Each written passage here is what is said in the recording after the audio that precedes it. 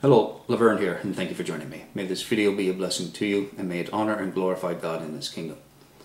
In this video, I'm going to be looking at the book of Joel, and I'm going to explain why it is that many commentaries have gotten it wrong. Now, if you were to do a web search, an internet search on the book of Joel, looking for commentaries on it, you will find that most say that it's talking about locusts and other insects invading the nation of Israel, the land of Israel. And that it later talks about an army invading, and that it also talks about the Lord pouring out His wrath on the army that invades Israel. Most of these commentaries are saying that it's actually talking about the time either of the Babylonians, or it's talking about the time of when Christ was on the scene. But this is not the case. There's also dispute as to when the book was actually written. It varies from between roughly 535 BC to 820 BC. So there's a lot of difference of opinion as to when it was written. Now, looking at the different translations, this is also very important. And it's why I've said in the past, it's important that we read 2 or 3 different Bible versions in order that we have a rounded out understanding of Scripture. That not all Bible versions are created equal. Now, my favorite is the New Living Translation.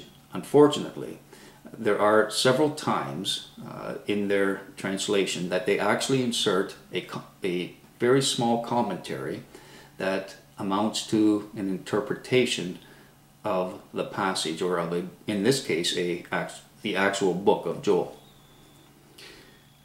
And what's unfortunate is that they oftentimes, or I shouldn't say oftentimes, but they do sometimes get it completely wrong. One example is with the story of the rich man and Lazarus.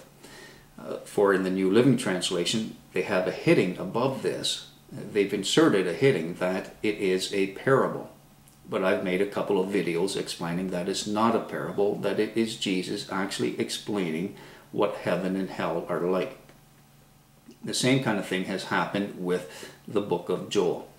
So I'm going to read from the New Living Translation, and this is a heading just above chapter 2. This is something that they've inserted themselves, and it reads, "Locusts invade like an army." Now, what's very unfortunate is that it's not describing locusts invading like an army, but rather it's describing an army invading like locusts. Huge difference. Completely different. And that's why I say we have to be careful with the Bible translation that we are reading. Now I'd like to actually read from Joel, beginning with chapter 1, verse 2. "Hear this, ye old men, and give ear, all ye inhabitants of the land. Hath this been in your days, or even in the days of your fathers? Tell ye your children of it, and let your children tell their children, and their children another generation." So this is Joel saying, listen up, I've got a prophecy to give you, and it's something you have to pass on from generation to generation. Going on to verse 4. "That which the palmer worm hath left hath the locust eaten, and that which the locust hath left hath the cankerworm eaten, and that which the cankerworm hath left hath the caterpillar eaten. Awake ye drunkards, and weep, and howl all ye drinkers of wine because of the new wine, for it is cut off from your mouth. For a nation is come upon my land, strong and without number, whose teeth are the teeth of a lion, and he hath the cheek teeth of a great lion." This very same thing is described in the book of Revelation. It describes the beast as having teeth like a lion, having a mouth like a lion. It also describes an army with the number of 200 million. That's in the book of Revelation. Well, Joel doesn't give it a number. Rather, he describes the army as being without number, being too high to count. But now I'm going to read from the New Living Translation. That's verse 6, chapter 1. "A vast army of locusts has invaded my land, a terrible army, too numerous to count. Its teeth are like lion's teeth, its fangs like those of a lioness. So in the New Living Translation, it describes it as a vast army of locusts. In the King James Bible, it doesn't even mention locusts. It reads, "For a nation is come upon my land." It's very clearly talking about a people, of a nation, of an army coming against Israel. And prior to that, it's describing these 4 insects. So it's saying that this army is like these 4 insects coming against Israel. Going on to verse 19, still chapter 1. "O Lord, to thee will I cry, for the fire hath devoured the pastures of the wilderness, and the flame hath burned all the trees of the field. The beasts of the field cry also unto thee. For the rivers of waters are dried up, and the fire hath devoured the pastures of the wilderness."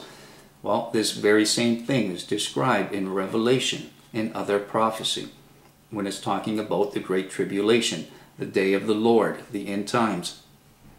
It describes it as being a time when there's going to be fire destroying everything, and also of rivers drying up, just as it's described in Joel here.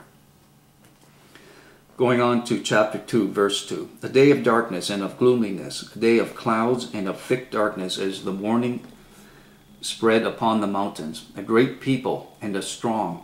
There hath not been ever the like, neither shall be any more after it, even to the years of many generations." So it's describing this great army, and it's saying that never has there been one like it, and never will there be again. Well, we know that if we look back at any empire, any army in the past, that we have had greater armies. Today, we have greater armies than what there were in the past. Greater in number and greater in ability, greater in technology, and so on. So this could not be talking about any army that has existed prior to this point. But today, we have the ability to have an army of 200 million, such as is talked about in the book of Revelation. We do have armies that are being described just like it is here in the book of Joel. Verse 3, again talking about fire. "A fire devoureth before them, and behind them a flame burneth. The land is as the Garden of Eden before them, and behind them a desolate wilderness, yea, and nothing shall escape them." So it describes this army as a fire burning behind them. And it's saying that the fire devoureth before them. This describes modern warfare. Missiles, as they fly, a flame and smoke behind them. We have tanks with flamethrowers that, the flame extends 100+ yards in front of them. The missiles that are fired from helicopters and so on. This is very clearly describing modern warfare. Going on, verse 4. "The appearance of them is as the appearance of horses, and as horsemen so shall they run. Like the noise of chariots on the tops of mountains shall they leap. Like the noise of a flame of fire that devoureth the stubble, as a strong people set in battle array." This is describing the leaping, like the noise of chariots on the tops of mountains, so leaping from mountaintop to mountaintop. This is very much like someone in the time of Joel receiving a vision of helicopters in modern warfare. This is exactly how they would describe it. Going on to verse 8. "Neither shall one thrust another, they shall walk every one in his path, and when they fall upon the sword, they shall not be wounded." Now this last line is very important. And the reason I say this, I'm now going to read from the New Living Translation. So verse 8, chapter 2. "They never jostle each other. Each moves in exactly the right position. They break through defenses without missing a step." It does not even mention here in the New Living Translation the falling on of the sword and not being wounded. But again, in modern warfare, soldiers wear flak jackets. They can appear to be wounded and yet feel nothing. That's exactly what's being described here in the book of Joel. But in the New Living Translation, as I said, it doesn't even mention the falling on of the sword. And the reason is because there would be no question then we are not talking about an army of locusts such as they state in chapter 2. Now I'd like to read from the book of Nahum.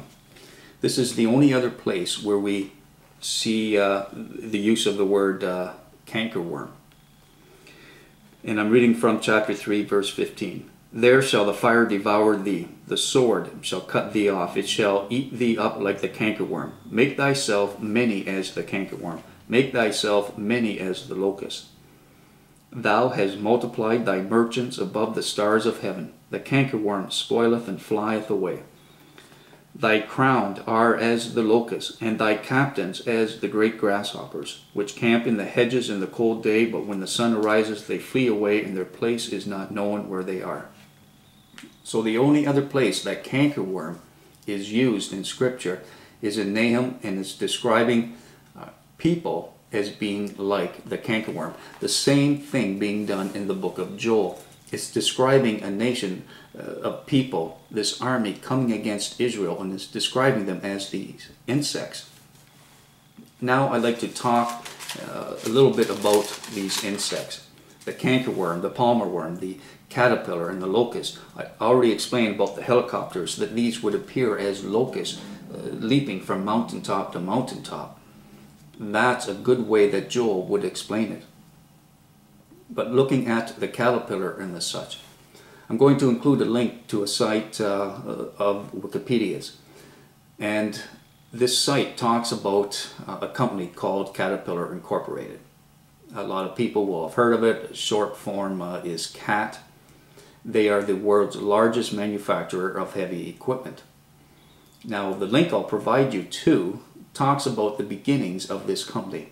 And it describes in 1925 how a reporter observed that a tractor that had the tracks instead of wheels, that the way it moved over the ground, it looked like a caterpillar. Well, the owner of the company, when hearing this, thought that this was a good metaphor for this tractor. And so he created the company called Caterpillar.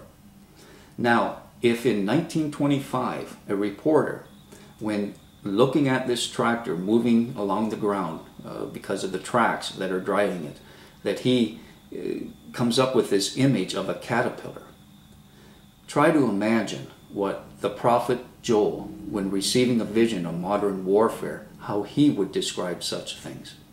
Tanks and armored personnel carriers moving across the ground would be described by someone such as Joel as being like caterpillars, cankerworms, palmer worms, and locusts.